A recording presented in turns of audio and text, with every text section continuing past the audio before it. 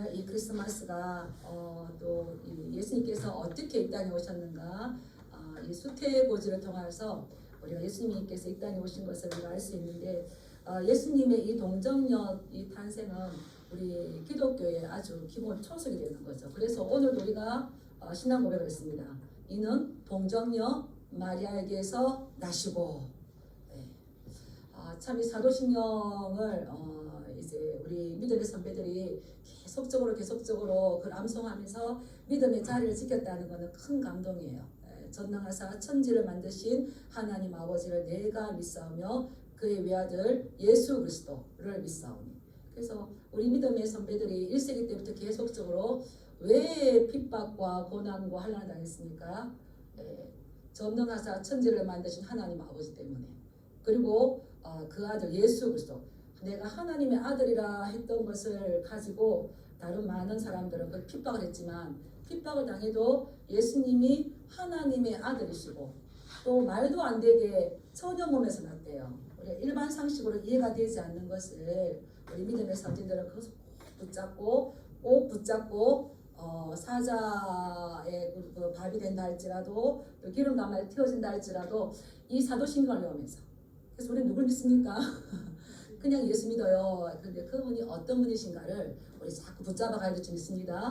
그래서 그가 동정녀 마리아에게서 나시고, 그래서 이거는 우리 기독교의 초석이에요. 그래서 이 동정녀 탄생을 제거한다면 이 기독교 자체가 붕괴될 수밖에 없습니다. 많은 지식이 있다고 하는 사람들이 부딪히는 게 뭐냐면, 어떻게 처녀가 아이를 낳을 수가 있는가. 그래서 기독교는 이해되어서 믿어지는 것이 아니라 믿음으로 받아들일 수 있습니다. 우리가 뭐 이해해서 받아들일 수 있는 것은 뭐가 있을까요? 근데 믿음으로 받아들이는 거죠. 그래서 이것은 교회의 역사와 또 고난의 역사와 깊은 관련이 있습니다. 그렇다면 이 누가, 오늘의 이 본문에 기록한 이 누가는 하나님의 말씀은 예언되어지고 성취가 분명히 되어지는데, 예언과 성취 사이에 우리가 어떻게 살아갈 것인가, 그 예언의 말씀을 받고 약속의 말씀을 받은 사람들에 따라서 반응이 중요하다. 네. 먼저 예언이 있습니다. 그리고 하나님께서 분명히 말씀하셨기 때문에 그것을 성취하실 겁니다. 누구를 통해 성취하실 겁니까? 아멘. 네. 내가 말씀 받았다고 되는 것이 아니라, 말씀을 안다고 되는 것이 아니라, 거기에 대한 우리의 반응을 가지고 하나님께서 역사를 써내려가는 거죠.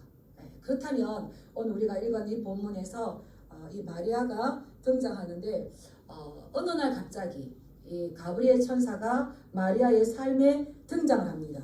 그리고는 뭐라고 하냐면, 우리 26절 한번 읽어볼까요? 26절 시작. 여섯째 달에 천사 가브리엘이 하나님의 보내심을 받아 갈릴리 나사렛이라는 동네에 가서, 27절, 다윗의 자손 요셉이라 하는 사람과 약혼한 처녀에게 이르니 그 처녀의 이름은 마리아라. 여기 여섯째 달에 이 말이 있는데, 이것은 이 아이를 가지지 못하였던, 임신하지 못하였던 엘리사벳이 하나님의 수태고지를 듣고 그도 잉태한 지 여섯째 달 될 때에 이제 다윗의 자손 요셉과 약혼한 마리아에게 이 가브리엘이 갔다는 거죠. 이제 가브리엘 천사가 성경에 이렇게 나오잖아요. 가브리엘은 기쁨이 좋은 소식을 전하는 거죠. 가서 이 전합니다. 다윗의 자손 요셉이라 하는 사람과 약혼한 처녀, 그 처녀의 이름은 마리아고 처녀가 이르되. 그래서 누가는 계속적으로 그때 당시 어떻게 처녀가 아이를 낳노? 라고 하는 그 반격에 이 성경을 써서 마리아가 지금 누구라고 지금 자꾸 보호하고 있는 겁니까? 약혼한 처녀, 그 처녀의 이름은 마리아. 또 그 처녀가 이러대요. 어찌 이런 일이 있을 수가 있겠습니까? 그래서 우리는 이미 이 사실을 믿었기 때문에 참 감사하죠. 참 감사한데, 이 처녀를 통해서 예수 그리스도께서 이 땅에 태어나셨다는 겁니다. 이 처녀가 잉태할 아들을 낳을 것이다. 우리가 지난번에도 살펴봤는데, 이 말은 어디에 말씀을 생각나게 합니까? 이사야 7장 14절. 암흑 가운데에 이스라엘 백성들이 하나님의 말씀을 듣지 않으려고 하고 순종하지 않을 때에 보라 처녀가 잉태하여 아들을 낳을 것이고 그의 이름을 임마누엘이라 하리라. 이 예언의 말씀 예언하셨는데 하나님은 잊어버리시는 것이 아니라 아무리 많은 시간이 걸려도 분명하게 그 말씀을 한치의 오차도 없이 이루신 줄 믿습니다. 놀라워요. 놀랍죠. 그래서 이 마리아를 소개하는데 마리아가 요셉은 다윗의 후손 또 뭐 누구 집에 아들 누구 집에 딸 이렇게 나오는데 마리아는 그의 아버지가 누군지 물론 다른 데 나오지만 이렇게 소개하지 않아요. 그것은 마리아가 그렇게 특별한 사람이 아닌 그냥 아주 평범한 여인 뭐 좋은 가문의 자녀도 아니었다는 건데 이것은 그 마리아가 특별하게 하나님의 어떠한 쓰임받기에 그렇게 적절하지 않았다는 거예요. 그래서 그에게 나타나셔서 뭐라고 말씀하시냐면 우리 28절 보면 은혜를 받은 자여 평안할지어다 주께서 너와 함께 하시로다 하니 가브리엘 천사가 나타나가지고 은혜를 받은 자여 평안할지어다 주께서 너와 함께 하시로다. 이 은혜를 받은 자여 이렇게 부르는 것은 우리는 은혜 시대에 살기 때문에 많이 듣지만 사실 그때 당시 보면 이거는 평범한 인사가 아닌 겁니다. 이게 구약 시대에 은혜를 받은 자여 이렇게 한다는 건 하나님께서 어떤 이 구원 역사의 특별한 목적으로 선택한 사람들에게 하나님의 역사를 수행하기 위해서 특별하게 부름받은 자에게 쓰시는 거예요. 대표적으로 누가 있습니까? 이 다니엘이죠. 큰 은총을 받은 자요. 이렇게 부르신 거죠. 그런데 그게 쉽지는 않죠. 다니엘이 하나님의 큰 은총을 받고 하나님을 봤을 때 그가 얼마나 많이 고민합니까?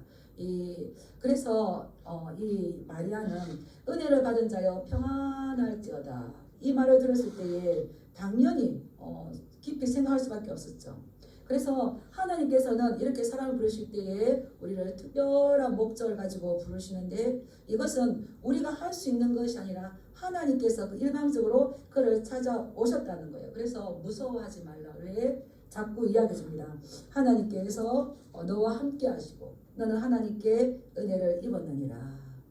우리는 하나님과 함께하는 삶이 되시길 축복합니다. 아멘. 하나님과 동행하시 축복합니다. 아멘. 하나님의 은혜를 입기를 축복합니다. 아멘. 은혜 없이는 아무것도 할 수가 없어요.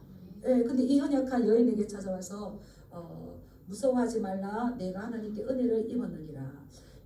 네가 은혜를 받은 자여 평안할지어다. 이 평안할지어다 이 말은 무슨 말이냐면 평안은 기뻐할 때 없는 겁니다. 평안이 오면 기뻐합니다. 그래서 기뻐하라 은혜를 입은 자여 이렇게 부르시고 난 다음에 이제 전달할 내용을 주는 거죠. 가브리엘 천사가 하나님께로부터 받은 걸 이제 전해 줍니다. 그러고는 마리아의 반응이 나오겠죠. 이 가브리엘 천사가 마리아에게 전달한 내용은 이렇습니다. 마리아가 천사죠. 처녀죠. 처녀입니다. 근데 31절에 보면 보라 내가 잉태하여 아들을 낳으리니 그 이름을 예수라 하라. 처녀가 잉태하여 아들을 낳는데요. 벌써 이름도 하나님께 주셨어요. 예수라 하라. 그 예수라는 아들은 어떤 자냐? 큰 자가 되고 지극히 높으신 이의 아들이라 일컬어질 것이요 주 하나님께서 그 조상 다윗의 왕위를 그에게 주시리니 영원히 야곱의 집을 왕으로 다스릴 것이며 그 나라가 무궁하리라. 엄청나죠? 엄청난 옛날 말씀인데 처녀가 뭘 한대요? 아들을 낳을 것이에요. 그리고 그 나라는 무궁할 것이래요. 그래서 하나님께서 어떤 일들을 이루시기 위해서는 분명히 그 사명을 완수할 사람을 찾으십니다. 협력한 길을 찾으십니다. 우리는 하나님과 함께 협력하며 동력하기를 원하시니까 그걸 그냥 기대하지 않습니까? 하나님 분명히 사람을 찾으시는데 하나님의 구원 역사, 하나님의 큰 역사를 이루시기 위해서는 분명히 사람을 부르십니다. 그 마리아를 지금 부르시는 거예요. 그 아들을 예수를 낳을 것인데 예수님의 이름의 뜻이 뭡니까? 따라하겠습니다. 여호와께서 구원하신다. 여호와께서 구원하신다.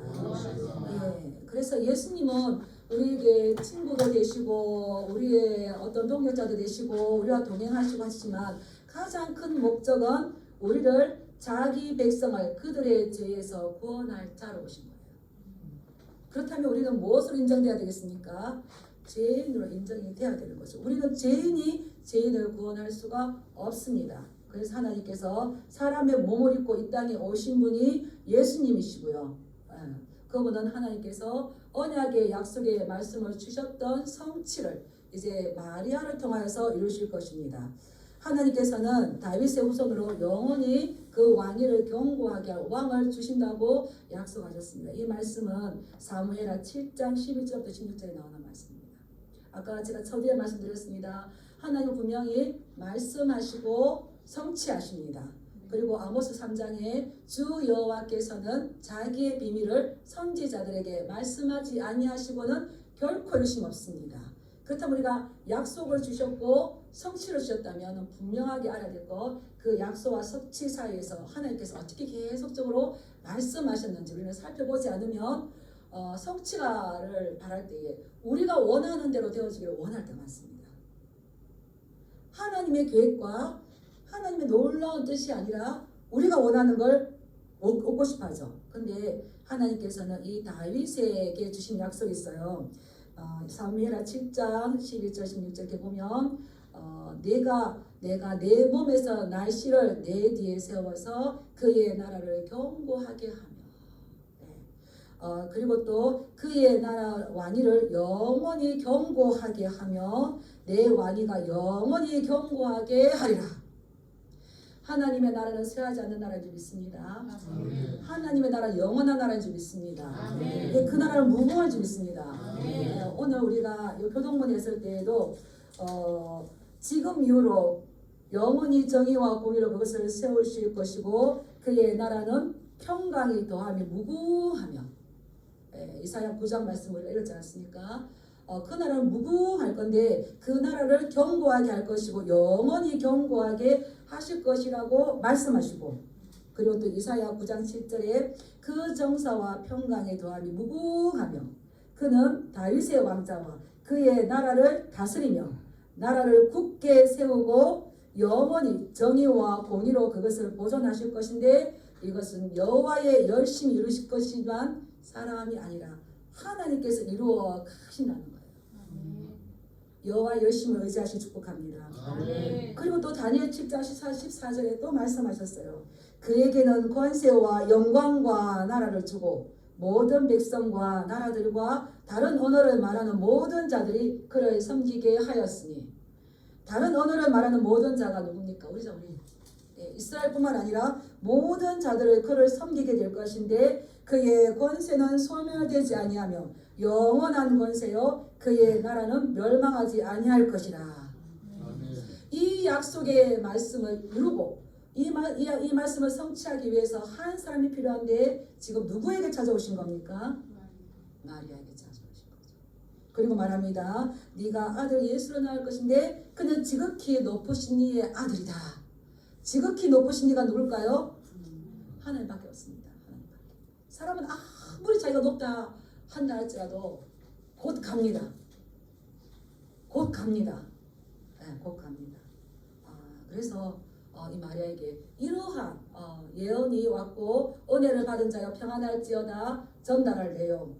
네가 아들을 낳을 것인데 그 이름은 예수라는데 이거 지극히 높으신 이의 아들 하나님의 아들을 낳을 것이다. 마리아가 얼마나 기가 찼을까요? 그때 당시에 이 결혼은 조혼이래요. 한 12세, 13세 되면. 근데 참 마리아는 하나님 은혜 가운데 있는 것 같았어요. 그래서 이 마리아가 질문하는 거예요. 나는 남자를 알지 못하는데 어찌 이 일이 있으리까? 아이는 혼자 낳는 게 아닌 줄 믿습니다. 나는 남자를 알지 못해요. 요즘 혼자 낳으려고 하니까 그게 문제죠. 나는 남자를 알지 못하는데 어떻게 일이 있습니까? 이거는 마리아가 불신으로 묻는 게 아니라 믿음 가운데서 이해를 요구하면서 어떻게 이런 일이 있습니까? 우리 앞에 보면 1장 12절 이렇게 한번 보겠습니다. 이 가브리엘 천사가 세례 요한의 아버지 사가랴를 찾아가요. 그리고 너에게 아들을 낳을 것이라고 이야기해줘요. 우리 1장 12절 말씀 한번 보겠습니다. 12절 13절 시작. 사가랴가 보고 놀라며 무서워하니 천사가 그에게 이르되 사가랴여 무서워하지 말라. 너의 간구함이 들린지라. 내 아내 엘리사벳이 내게 아들을 낳아 주리니 그 이름을 요한이라 하라. 18절 한번 읽어보겠습니다.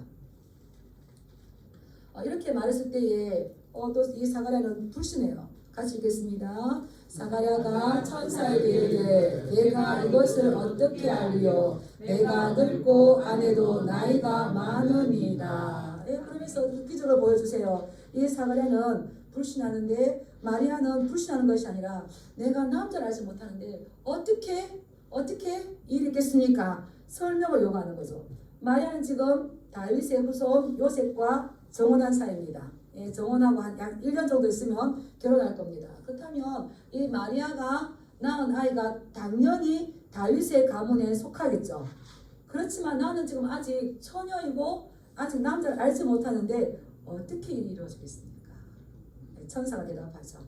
35절에 보면 천사가 대답하여 이르되 성령이 내게 임하시고 지극히 높으신 이의 능력이 너를 덮으리니 이러므로 나실 바 거룩한 이는 하나님의 아들이라 일컬어지리라.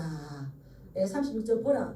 내 친족 엘리사벳도 늙어서 아들을 배웠느니라. 본래 임신하지 못한다고 알려진 이가 이미 6달이 되었나니 대저 하나님의 모든 말씀은 능하지 못하심이 없느니라. 어찌 이런 일이 있겠습니까? 그 말에 설명을 이렇게 했고 천사의 대답은 하나님의 모든 말씀은 능하지 못하심이 없느니라. 우리 하나님은 전능하신 하나님 좀 믿습니다. 저도 이걸 믿어요. 근데 제가 큰 문제가 당하면 안 믿어져요. 평상시에 전능하신 하나님, 영존하신 아버지, 평강의 왕, 기묘라, 모사라 하는데 내 문제가 앞에 있을 때 어떻게 될까요? 안 믿어져요. 근데 안 믿어지게 하는 건 옛날의 습성과 또 방해꾼이죠. 그때에 무릎을 팍 꿇고 대저 하나님의 모든 말씀은 능하지 못하심이 없습니다. 고백하시길 축복합니다. 그것의 표적으로 내 사촌 엘리사벳이 이제 아이를 가졌다. 엘리사벳은 한 5개월 동안 이렇게 숨어 있었던 것 같아요. 근데 이제 그가 임신한 것을 정보를 이 가브리엘이 마리아에게 주죠. 그러면서 하나님께서는 능하지 못한 일이 없다라고 말씀하는 거예요. 제가 볼 때 이 마리아는 굉장히 믿음의 여인이었어요. 왜 그렇습니까? 야고보서를 보면 야고보가 굉장히 야고보서 아주 겸손하게 아주 말씀을 가지고 기록했어요. 그걸 누가 들려줬을까요? 저는 막 도전받는 여인이에요. 이 말씀 어디서 나오냐면 창세기 18장 14절에 있습니다. 이것은 이제 그 아브라함에게 하나님께서 사자가 나타나서 그 안에 사라에게 주신 말씀이거든요. 여호와께서 능하지 못하신 일이 있겠느냐? 기한이 이를 때에 내가 내게로 돌아오니 사라에게 아들이 있으리라. 엘리사벳도 나이가 많아서 늙었고 이 아기를 가질 수 없는 상황이었고 대저 하나님의 모든 말씀은 능하지 못하심이 없느니라. 이랬을 때에 그 창세기 하셨던 말씀 여호와께서 능하지 못한 일이 있겠느냐 했다면 네 없으신 거죠. 그래서 하나님께서 불가능이 없습니다. 그래서 최종적으로 확인을 시켜주고 내 친족 엘리사벳도 아이를 가졌다라고 이야기를 해줍니다. 이것은 어떻게 이루어지는 겁니까?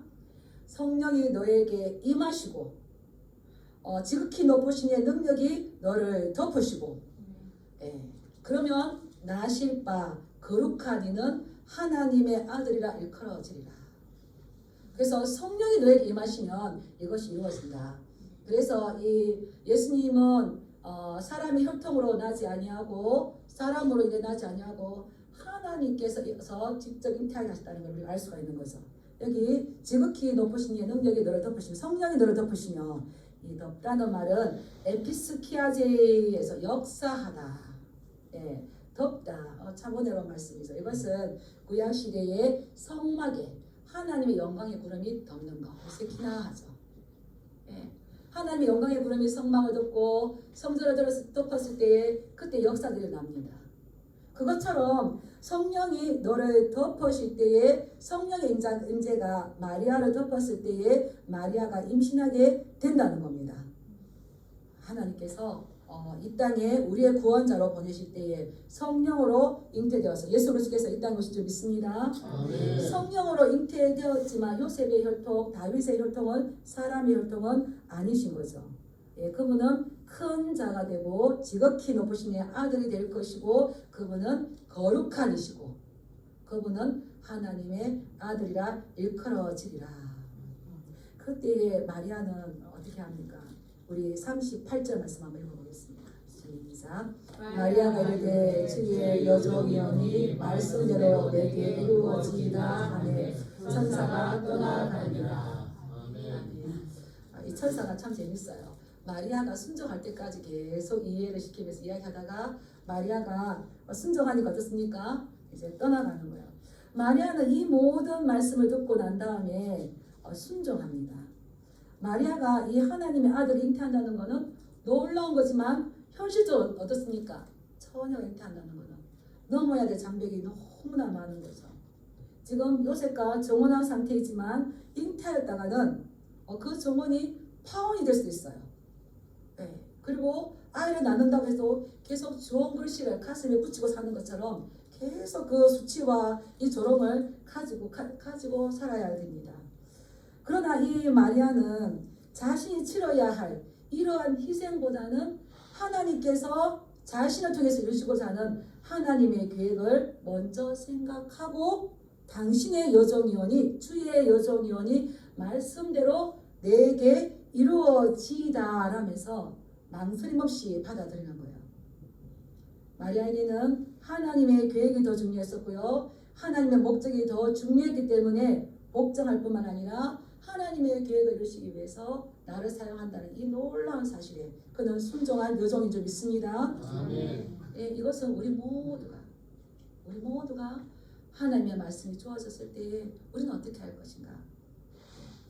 은혜가 있다면 은혜를 받은 자여 평안할지어다. 우리 성도님들도 하나님 은혜를 많이 받은 줄 믿습니다. 아멘. 예, 약속을 해주시면 그 성취하기까지 성취를 이루기까지 우리의 반응이 필요한데 은혜를 받았으며 은혜를 헛되이 하지 않는 것은 한번 따라해 보실까요? 은혜에 대한 올바른 책임, 책임적 반응. 예, 우리 은혜 많이 받았어요. 이거 받았어요. 저거 받았어요. 막 하는데 그냥 말만 많이 하신 분 있고 그에 대한 책임적인 반응이 이렇게 약할 때 보면 약간 마음이 아플 수가 있어요. 우리가 은혜 받는 것이 중요합니까? 거기에 대한 책임적인 우리의 반응을 하나님께서 요구하실까요? 안 하실까요? 요구하십니다. 요구하십니다. 그 은혜에 대한 책임적 반응을 잘 감당하셔서 더 그 은혜를 더 은혜되게 하실 축복합니다. 아멘. 네, 그런데 은혜를 많이 받았어요. 그 책임적인 반응을 이렇게 하지 않아요. 그러면 그 은혜가 어떻게 될까요? 소멸될 뿐만 아니라 은혜를 받지 않았으면 오히려 더 좋았을 뻔하는 경우도 없지 않아 있습니다. 하나님께 은혜를 구하시고 은혜를 받으시고 은혜 받았을 때 조심하고 겸손하여서 그것을 더욱더 복되게 그리고 더 흘려보내시길 주님의 이름으로 축복합니다. 아멘. 예, 저는 주의 여종입니다. 근데 우리는 지금 뭐 목사님도 주의 종이고요, 나도 주의 종이고요, 이래서 주의 종이라는 말을 많이 쓰니까 일반화가 된 것 같지만 이때 당시에 주의 여종은 아주 충격적인 거예요. 충격적인 거예요. 구약 시대 주의 종은 누가 될 수 있었습니까? 예, 모세급, 엘리야급, 갈렙급.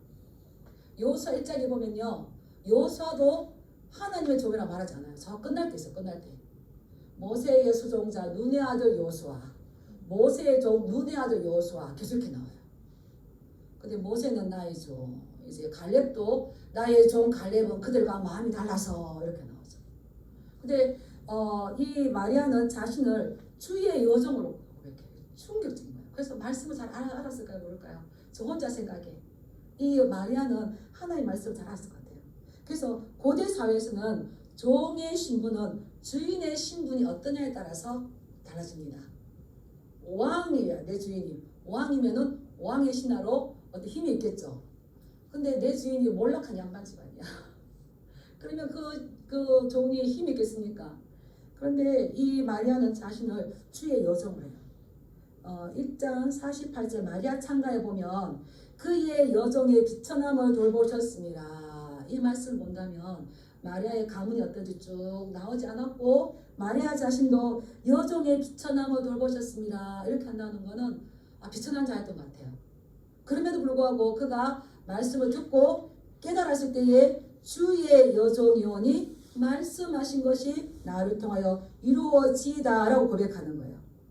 그래서 우리는 하나님의 여종으로 하나님의 종으로 우리의 신분이 어떤지를 이 마리아를 통해서 볼 수가 있는 거죠. 이 여인이 그때 조언을 했다면 약 12세, 13세에 이 어린 처녀가 이런 고백을 할 수 있다는 거. 그 마리아의 사고가 얼마나 대단한지를. 근데 그 사고가 대단해서 그런 게 아니라 이러한 자를 누가 쓰셨다는 겁니까? 하나님께서. 마리아는 모든 면에서 낮게 평가받는 거지만 하나님은 그러한 자를 쓰시고 힘도 없는 그러한 자를 사용하여서 주의 어머니가 되게 하셨다는 겁니다. 그래서 우리 이 48절부터 한번 읽어볼게요. 48절부터 50절까지 마리아 창가 1장 47절부터 50절까지 우리 같이 한번 읽어보겠습니다. 시작. 내 마음이 하나님 내 구주를 기뻐하였으면 그의 여종의 비천함을 돌보셨습니다. 보라 이제부로는 만세의 나를 복이 있다 일컬으리로다.